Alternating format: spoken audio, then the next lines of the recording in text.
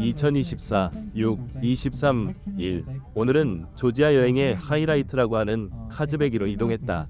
이곳 사람들은 제정 러시아 때 붙여진 이 지명 대신에 스테판 츠민다라는 옛 지명으로 부른다. 수도 트빌리시에서 북쪽으로 100km 되는 곳으로 러시아 국경에서 그리 멀지 않은 산속 마을이다. 카카스 산맥 깊숙이 들어가는 곳이라 이동 중 보는 풍광이 멋지다. 이 길은 겨울에는 3m의 눈이 쌓여 며칠씩 발이 묶일 수 있다고 한다. 스테판 츠민다 마을에서 올려다 보이는 카즈베기산은 그리스 신화 속 프로메테우스가 불을 훔친 벌로 코카서스 바위산에 쇠사슬로 묶여 있었다고 한 전설이 있는 산으로 높이가 5047m의 장엄한 설산이다. 우리는 카츠베기산을 배경으로 산 아래 펼쳐진 여러 봉우리 중 한 곳에 자리 잡은 게르게티 츠민다 성당을 보러 갔다. 성당까지 올라가는 길은 가파르고 험해서 버스는 올라갈 수 없고 사륜구동차로 갈아타야 한다. 왜 성당을 이 험준한 산의 봉우리에 덩그러니 지었는지는 모르겠다. 내 생각에는 사람이 올라올 때 엄청난 노력이 필요한 봉우리를 고른 듯하다. 한 신비로운 설명에 의하면 스테판 츠민다 마을에서 독수리에게 꽤 무거운 동물을 먹이로 주어 날려보냈더니 지금 그 성당이 있는 봉우리에 앉아서 먹이를 먹었다고 한다. 그곳이 가장 아늑하고 안전한 봉우리겠다고 판단해서 성당을 그 산봉우리에 짓기로 했다고 한다. 아무튼 한번 올라가려면 큰 고생을 해야 하는 이 교회가 14세기에 세워진 이래 예배가 멈춘 적이 없다고 한다. 세계에서 거의 최초로 기독교를 받아들인 조지아 사람들의 신앙심이 깊음을 짐작할 수 있다. 조지아 사람의 신앙심을 엿볼 수 있는 작은 일이 또 있었다. 이곳 현지 가이드인 조지아 청년이 갑자기 얼굴이 빨개질 정도로 당황하고 울상을 짓길래 왜 그런가 했더니 어제 묵은 호텔에 늘 지니고 다니는 십자가 목걸이를 두고 왔다는 것이었다. 다행히 호텔에 전화로 알아보니 화장실 세면대 위에 잘 놓여 있어서 돌아가는 길에 찾을 수 있었다. 오늘 여행은 거의 게르게티 츠민다 성당에 초점이 맞춰져 있다. 산에서 내려온 후 이번에는 츠민다 성당을 가장 잘 건너다 볼 수 있다는 룸즈 호텔의 테라스에서 커피를 한잔하기로 했다. 이 호텔에 투숙하려면 꽤 비싼 비용이 드는데 그 이유는 오직 이 호텔이 제공하는 전망, 뷰 때문이라고 한다. 호텔의 방이나 테라스에서는 게르게티 츠민다 성당이 골짜기 넘어 올려다 보이고 그 뒤로 카즈베기산의 장엄한 봉우리가 아무런 장애물 없이 그림처럼 펼쳐져 보인다. 돌아오는 길에 구다우리 전망대를 들렀다. 이 전망대는 조지아와 러시아의 우호 관계를 상징하는 의미로 러시아가 지어주었다는데 모자이크 벽화들로 장식된 둥그런 파노라마형의 조형물이다. 국경을 맞댄 강대국과 작은 나라 간의 우호 관계는 고지곳대로 믿을 수는 없을 것이다. 관건은 이웃한 강대국이 세상의 보편 가치를 존중하는 나라인지 여부다. 오늘은 복잡한 문제는 제쳐두고 아이러니컬하게도 우리는 러시아가 만들었다는 군사도로 덕분에 카카스 산속의 아름다운 마을을 볼 수 있었다.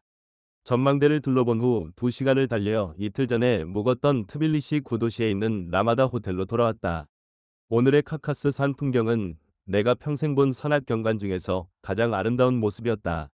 2024 6 24 월 오늘은 트빌리시 북서쪽 조지아의 정중앙 위치쯤에 있는 우플리스치케 동굴 도시를 보러 갔다. 기원전 6세기부터 조성되기 시작해 한때 만여 명 넘게 살았던 요새 마을이다. 동굴의 천정에는 여러 장식이 그려져 있는데 페르시안, 헬레니즘, 바티칸 등 다양한 형태가 혼재한다. 거대한 바위산에 수많은 동굴을 뚫어 와인 저장고, 극장, 집무실 등이 조성되어 있다. 왜 이런 동굴 마을을 조성했는지는 잘 모르겠다. 신들의 요새라고 불리는 것으로 보아 일종의 수도원 기능을 하지 않았을까 생각해본다. 그늘에 들어가면 시원하지만 동굴을 답사하며 오갈 때는 뜨거운 햇볕에 노출되어 몸이 달구어지는 느낌이다. 1시간쯤 달려 다시 트빌리시에 돌아왔다. 이번에 찾은 곳은 시오니 대성당이다. 조지아 정교회의 대성당으로 최초 6, 7세기에 세워졌으며 이후 여러 차례 외세에 침략돼 파괴되고 재건하기를 반복했다. 이 교회는 이후 2004년 성 삼위일체 대성당이 축성될 때까지 조지아 총대주교가 주재했다. 트빌리시의 삼위일체 대성당은 일반적으로 사메바 대성당으로 불린다. 조지아가 러시아 정교회를 필적할 교회를 지을 계획으로 국민의 성금을 모아 1995년에서 2004년 사이에 건설했다. 이 교회는 세계에서 세 번째로 높은 동방 정교회 성당이며 전체 면적을 기준으로 세계에서 가장 큰 종교 건물이라고 한다. 거대한 본당 공간에 더하여 지하에 여러 개의 예배 장소가 마련되어 수천 명이 함께 예배할 수 있는 국민교회다. 건축 양식은 역사의 다양한 단계의 조지아 교회 건축 스타일을 종합되었고 약간 비잔틴 분위기를 가지고 있다. 교회 내부는 정교한 성화들로 채워져 있는데 동방 정교회의 특징대로 십자가에서 고통받는 예수 조각상은 없다. 우리가 자주 듣는 정교회란 오소독스 처치를 말하는 것으로 동방교회가 로마교회에 비해 원래 정통의 기독교라는 의미를 담고 있다. 기독교가 로마에서 박해를 받을 때 동방교회들은 이미 기독교를 국교로 하고 있었다.